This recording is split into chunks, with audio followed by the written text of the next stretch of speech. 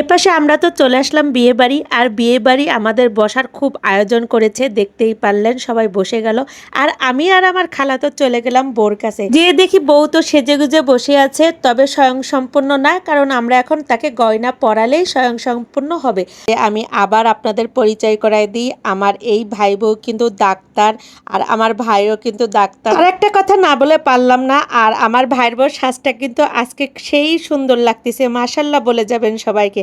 আর লাল টুকটুকে শাড়ি পরে বউকে যেন আরো সুন্দর লাগছে। যাই হোক, এক এক করে আমার খালাম্মা এখন তাকে গয়না পরিয়ে দিচ্ছে। মেয়েদের সৌন্দর্য তো উঠে শাড়ি আর গহনায়, আর যদি থাকে স্বয়ংসম্পূর্ণ গহনা তাহলে তো কথাই নেই। তো ওর ইচ্ছা মতোই আমরা লাল টুকটুকে শাড়ি দিলাম। শুধু শাড়ি না, সবকিছুই ওর পছন্দ মতো কিনা হয়েছে, কারণ বিয়ে তো একবারই হবে। আর আমরা চাই না যে ওর কোনো কিছুই অসম্পূর্ণ থাকুক।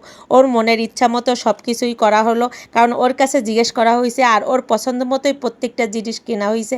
যাই হোক, ওর মুখের হাসি দেখেই বুঝতে পারতেছেন যে ওর কতটা ভালো লাগছে, কারণ ওর সব পছন্দ মতোই আমরা করেছি, এজন্য তো ওর ভালো লাগবে। আর আমাদের বউদের পছন্দের উপর আমরা যথেষ্ট গুরুত্ব দিই। তবে গয়না পরানোর পর বউকে মাশাল্লাহ লাগতেছে, আর আমার তো চোখ ফেরাতেই মনে চাচ্ছে না। তারপরও চোখটা সরিয়ে নিলাম, কারণ আমি যদি এত তাকাই তাহলে আমার ভাই আর কি তাকাবে বলেন, তাইতে আমি আর অত বেশি চোখ দিলাম না। যাই হোক, আর এই যে আমার খালার অনেক শখ ছিল যে তার ছেলের বউকে নিজ হাতে সাজাবে, তো এই স্বপ্নটাও আমার খালার পূরণ হলো। আর দেখেন, এমন ভাগ্য কয়জনের আছে বলেন তো, যে তার শাশুড়ি তাকে গহনা পরিয়ে সাজিয়ে দেবে মনের মতো করে। তো এই দেখেন, মেয়ের হাসি দেখেই বুঝতে পারতেছেন যে সে কতটা খুশি তার শাশুড়ি তাকে মনের মতো করে সাজাচ্ছে। যাই হোক, প্রত্যেকটা ঘরে যেন এমন শাশুড়ি এবং বৌমা থাকে। আসলে বিয়ের দিন একটা মেয়ের জীবনে প্রতিটা মুহূর্তই বিশেষ মুহূর্ত, আর এই মুহূর্তগুলো কারোর সাথে বলেও শেয়ার করা যাবে না, শুধুমাত্র তারাই বোঝে এই ফিলিংসটা। তো আমরা এগুলো বুঝতেছি, এজন্য তার সাথে আরও ফ্রি হচ্ছি, যাতে আমাদের সাথেও আরও ফ্রি হয়। এর জন্য ওর সাথে কথা বলতেছি, ওকে হাসাচ্ছি, ওর সাথে গল্প করতেছি, যাতে ও আমাদের সাথে আরও ফ্রি হয়। কারণ এই দিনটা কিন্তু একটা মেয়ের জীবনে স্মরণীয় দিন, যেমন বিশেষ দিনও তেমন, এবং ভয়ও কিন্তু কাজ করতেছে।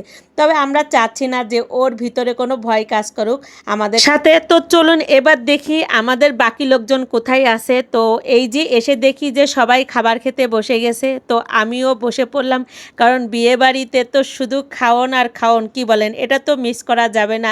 আর আমরা তো অনেক সকালে রওনা দিছি, তো পেটে ক্ষুধাও আছে।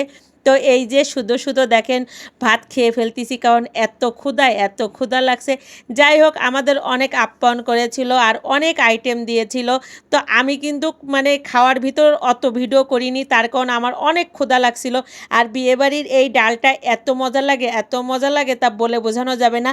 আর কনেপক্ষরা যথেষ্ট আপ্যায়ন করেছে, ওরা অনেক চেষ্টা করেছে যাতে আমরা মানে